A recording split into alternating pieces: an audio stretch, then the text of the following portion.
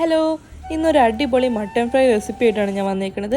ആദ്യം തന്നെ കഴുകി വെച്ചിരിക്കുന്ന മട്ടനിലേക്ക് ഉപ്പ്, കറിവേപ്പില, മഞ്ഞൾപ്പൊടി എല്ലാം ചേർത്ത് വേവിച്ചെടുക്കുക.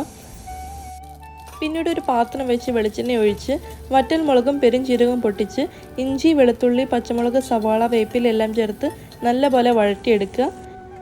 അതിനുശേഷം പൊടികളായ മല്ലിപ്പൊടി, മുളക് പൊടി, മഞ്ഞൾപ്പൊടി, ഗരം മസാല എല്ലാം ചേർത്ത് നല്ലപോലെ ഇളക്കി യോജിപ്പിക്കുക. ഇനി അതിലേക്ക് അരിഞ്ഞു വെച്ചിരിക്കുന്ന തക്കാളിയും മട്ടൻ സ്റ്റോക്കും ചേർത്ത് തക്കാളി നല്ലപോലെ വേവിക്കുക. തക്കാളി എല്ലാം വെന്തതിന് ശേഷം മട്ടനും ചേർത്ത് ഇളക്കുക. ഈ മട്ടൻ എല്ലാം മിക്സാക്കി നല്ലപോലെ മസാല എല്ലാം പിടിച്ച് കഴിയുമ്പോൾ അതിലേക്ക് കുറച്ച് കുരുമുളക് പൊടിയും കറിവേപ്പിലയും കൂടെ ഇട്ട് നല്ലപോലെ ഇളക്കി യോജിപ്പിച്ചെടുത്ത് കഴിഞ്ഞാൽ നമ്മുടെ മട്ടൻ ഫ്രൈ റെഡി. ഇതൊരു അടിപൊളി റെസിപ്പിയാണ്, എല്ലാവരും ട്രൈ ചെയ്ത് നോക്കണം.